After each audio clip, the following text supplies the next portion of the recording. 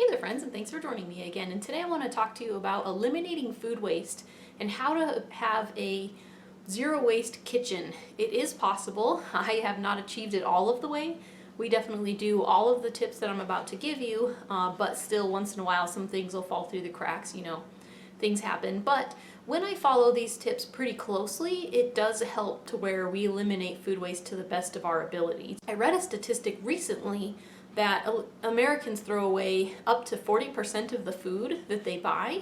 I think that's definitely a little on the high side. Throwing away food is definitely a big drain on the environment, and not only that, but of course our finances, because this is food that we've bought and then we ended up throwing away. We might as well just throw our money right away in the trash can. So this is the 10 tips that I use to try to cut down on food waste, if not completely eliminate it.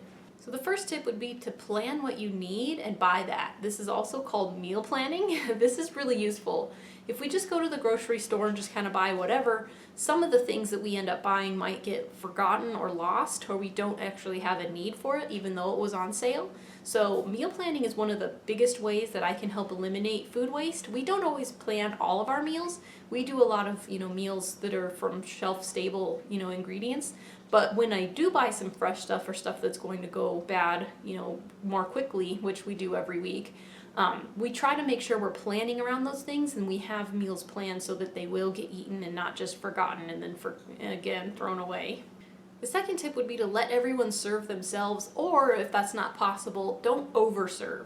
Because if there's leftovers, which is tip number 3, nobody will eat it if it's already on somebody's plate and somebody's already been eating off of it, for the most part anyway. I mean, maybe a few of the parents out there will go ahead and do that, but for the most part, if we scoop some on our kids' plates and then they don't want to eat it, now that food that's on that plate is going to go bad. So this is who's making all that noise. You want to say hi to my friends? Oh, that was nice. She said hi. So the best tip there would be to only serve how much, people will actually eat, or let them serve themselves and then they're expected to eat how much ever it is that they've served. That way, if there is leftovers, at least it was from the main container and then it's something everyone else would eat again later. So the next tip would be obviously to eat leftovers. We actually plan to use our leftovers. Sometimes I'll even make a little extra for dinner, knowing that my husband will bring it to his work as a lunch. So that's one good way to use it up. Another good way would be to change it into something else. I've talked about this before, but really quickly, here recently, we made some sloppy joes and then we had some leftover from that. I actually changed it into something else. I added some beans and then some crushed tomatoes and some spices, and I made it into a chili. Or another time we had some leftover pizza sauce and it was sitting in the fridge for a little bit, a couple days, and then I turned it into, or I added it to actually, a minestrone soup. So it actually worked out really well. So anyway, if you can use your leftovers in different ways, be creative. Pizza sauce doesn't have to only be used for pizza, or there are lots of other things that you can do with some of the things. Or here's another tip I shared on Instagram a while back. Like when you boil ravioli, you know how the raviolis always seem to pop open, or tortellini? They always seem to pop open and some of the filling gets into the water. Well, I actually save the water from after boiling the ravioli. This sounds really crazy, but I save it because it has all that cheesiness and all that other stuff from the ravioli. Oh, I only do this with cheese ravioli, by the way. And then I will use this cheese water for something else. Sometimes you can throw it in again, a minestrone soup or any soup really to, make it like a cheese broth. It really works pretty well. It's very flavorful, and so why not? Or even rice. I've made it into a risotto rice dish, of course adding some additional spices and things like that. But yeah, so finding ways to use up all of the stuff that we have can help eliminate that food waste as well. The next tip would be, if you cannot use it in time, freeze it. This can work for leftovers. It works great for any fruits. So you can freeze them and then use them, make them into whatever, muffins or breads or other baked goods, smoothies, all kinds of things. So fruits can be used for a huge, variety of different things. Vegetables, again, very easy to freeze. Honestly, I don't think there's anything that I'm thinking of right now that really can't be frozen. I will say though that I always make sure to process foods first. So if I had some strawberries, I'm not going to throw the entire can or the container, you know, the clamshell thing, into the freezer. I'm going to wash them. I'm going to go ahead and cut off the green tops first and then freeze them so that when they are, you know, frozen, I can just throw that whole thing into a smoothie or some other thing like that. Or, you know, say I had an abundance of zucchini, chopping it up into, you know, the right size pieces for when we're going to go to cook it later makes it much easier for us to use. Sometimes I think it is helpful, most times actually, when we're going to cut up some things and whatnot, I always freeze it on just like a baking sheet or something like that. I'll either rub some oil or even spray a little no-stick cooking spray on there so it doesn't stick later. I'll go ahead and spread out all of the stuff evenly on the pan, and then I'll throw the whole pan in the freezer and then let it freeze. And then I'll take a spatula and scrape all the stuff off and then put it into the containers, the jars, the plastic, you know, tubs, whatever, you know, gallon-sized freezer bags, whatever it is that I'm putting it into, any size freezer bag for that matter. That way the fruits are all individually frozen. If you throw them all in a bag at once and then freeze them, they'll probably be in a big clump that'll be harder to break apart later. So yeah, that's a good tip in case you want to freeze some stuff. You might want to freeze it on a pan or something like that first.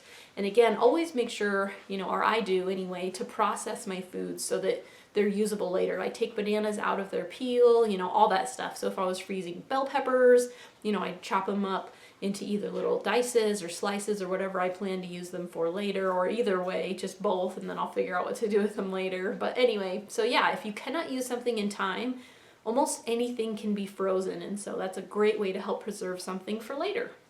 Can, dry, pickle, or preserve foods. So kind of going along with freezing things, if we can the things that we have an abundance of, or dry, dehydrate. I'm a big fan of dehydrating, you know, the things that we have an abundance of, because then it's shelf stable for a really long time. But pickling is another good way. I really like making pickles. I make all of the pickles our families eat pretty much, all during pickle season, and then keep those in the pantry for the whole year. But anyway, when there's an abundance of things, preserving it long term can definitely help not only eliminate food waste, but seriously help keep the bills down way later on too. The next thing is probably controversial, but I don't throw away stuff just because it's out of date. Some of the stuff is a sell-by date, and sell-by dates are intended to be sold by that date, not necessarily consumed by that date. So a lot of dairy, you know, milk and yogurt and all sorts of other things can be eaten, you know, within a week after that sell-by date. And even some other stuff, you know, cheese and other things, eggs, those can be within like a couple weeks after that date. And a lot of other shelf-stable stuff like canned goods and other things can last a whole lot longer than that even. So I always just kind of use my best judgment. I look at things, I smell it, I'll even taste a little bit just to make sure it's good. And then as long as it is still good, I will keep using it no matter what the date says. So again, this is controversial. I know some people who the minute it turns the date that it says on the thing, they immediately throw it away. But I honestly think a lot of people are probably throwing away perfectly good food doing it that way. A lot of this stuff has to be dated way before when it actually goes bad, and so yeah, I think it's better to go ahead and try to use what we can without, you know, worrying about what the date specifically says. The next thing would be to keep foods in the right containers and in the right places. So there are obviously a lot of fruits that prefer to be in the fridge. There are a lot of fruits that prefer to be out on the counter, or a combination of both. We'll buy, like this weekend, Sprouts had a bunch of apples, you know, 99 cents a bag, and so we bought several bags. We're going to keep all of those apples here in the fridge until we're ready to use them, or at least, you know, within a day or two of them, and then we'll go ahead and put them out on the counter. So that is how we do things with like avocados. Those will obviously ripen much slower in the fridge, and then we'll put those out a day or two, maybe even 3, depending on how ripe they are anyway, on the counter before when we're going to use them. So keeping them in the right places, if we just bought a whole bunch of avocados and threw them on the fridge, they would all be ripe at the same time. Whereas if they go on sale, we buy, you know, probably quite a few, and then we kind of slowly start bringing them out on the counter when we're ready to use them. Then they'll ripen more slowly in the fridge, much quicker on the counter, and then they're ready for us when we need to use them. That sort of thing. But then again, there's, you know, all sorts of other fruits that doesn't want to be in the fridge. Obviously, like bananas. If you throw them in the fridge, they're going to turn really brown. So yeah, just keeping the right foods in the right places is pretty important. And, you know, even with dry goods and things like that, keeping it in containers that will help preserve it as well.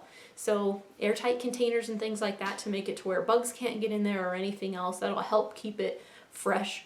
And even some of the other things that could potentially go bad, like wheat flour or wheat germ or oat germ or any of these kind of things that have high amounts of fat, might be better to keep in the fridge because then the oils won't go rancid. So yeah, just keeping the right foods in the right places can really help prolong its shelf life and therefore make it to where we have to throw away less. Donate or give away food. So we're coming up on the gardening season, at least here in North America, or the whole Northern Hemisphere for that matter. But anyway, so when we have an abundance, especially from our garden or whatever, our yards, or even if we just end up getting things given to us or somehow end up with things that we won't end up using, even buying things on sale that we thought we would use, but then it doesn't look like we will. Share with neighbors, give away to your family or your friends, or donate to a food bank or some other kind of a food pantry or things like that.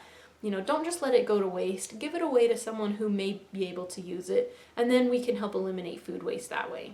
And then the last tip would be animals and compost. So this is sort of our last ditch effort when we end up with stuff that we really won't use.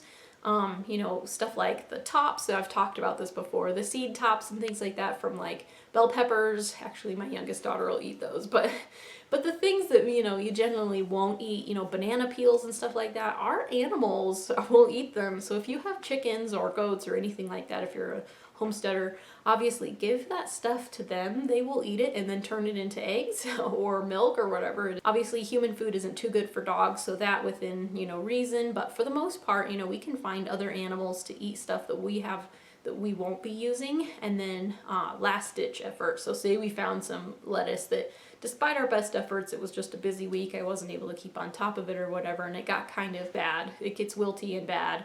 If it is wilty but it's still good, we'll give it to the animals. If it's wilty and gone bad, or even slimy or something like that, then compost is another good way to help keep it out of the landfills and then turn it into, again, something useful for us later, some compost that we can add to our gardens.